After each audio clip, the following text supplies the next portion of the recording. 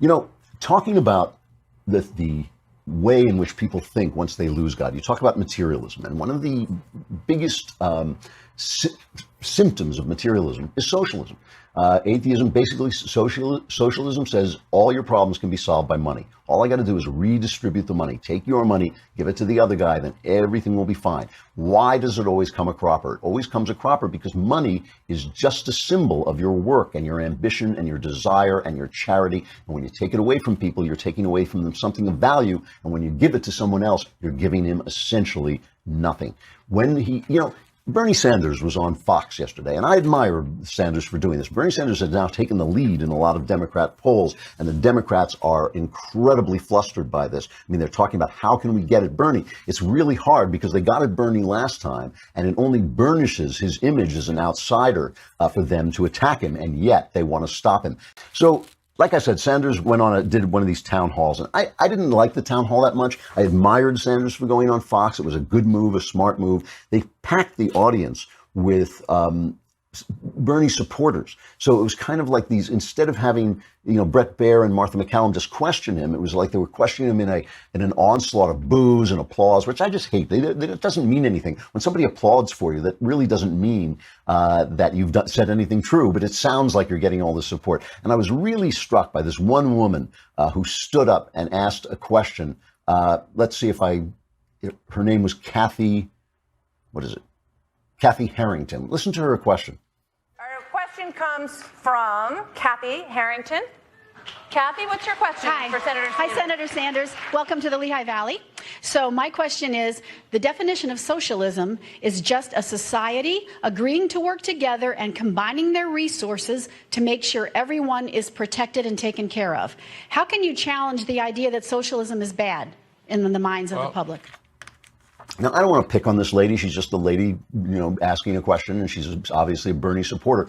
But that's not what socialism is. It leaves out the question of force, which is just idealism taken to the point of naivete.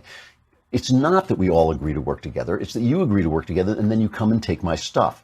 It's that you force me to do what you want me to do. You say that my work, the fruits of my labor, belong to you to redistribute. We're not all working together. That's called charity. Charity is when you get together with people by agreement and you all agree, we're going to give some money to this other person. And that's ennobling. That ennobles you. It creates a sense of responsibility in the person who receives the money. But this materialist mindset, there's no question of your will. There's no idea of your will. We're just agreeing to work together. And if you don't, you're under arrest. They've lost the sense of the human will, of the free will that makes people do what they do, choose the things that they do. And it's an idea that can only be supported by those people who believe in God. I mean, that is really true, because you have to understand that the person you are is just represented by your body. It is not your body. So the other thing about Bernie, he did a good job. I'm sure he won some votes. I'm sure he'll do well. It was a smart thing to do. But everything about him, as far as I'm concerned, is just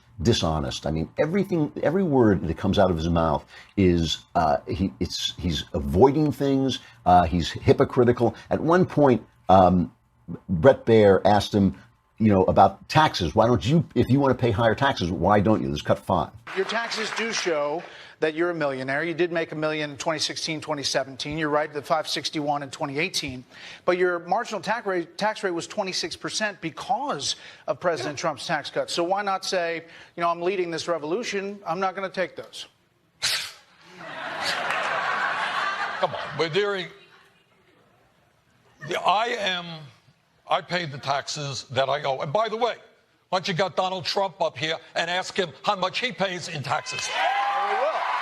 Yeah, well, look. Well, I am eagerly awaiting your doing that. Well, we'd love to have you. We would love to have that question. Get him up We here. absolutely And will. the president, I guess the president watches your network a little bit, right? Hey, President Trump, my wife and I just released 10 years. Please do the same. Let the American people know how much money you make. All right. It's not an answer.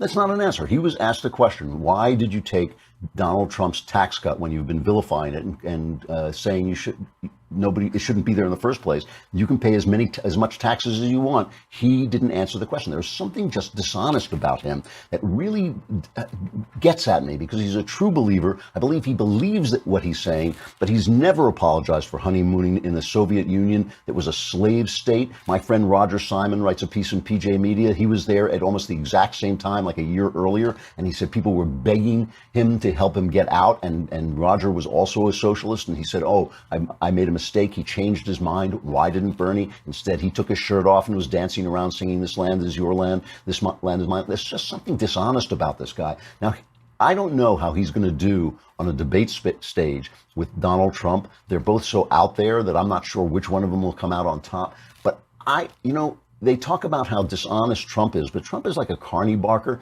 He basically tells the truth, except he exaggerates everything. Bernie, everything he says is hypocrisy. Everything he says, it just does not hold together. And I think, let me just play one more cut. They asked him about charitable giving on his tax returns. This is cut number 6. Last question on this. A lot of millionaires and billionaires give a ton to charity. You gave 3.4%. Yeah. My wife and I do give money to charity. All right? And we're proud to do what we did. There are others, you're quite right. There are people, Gates Foundation, do a phenomenal job. We do what we do.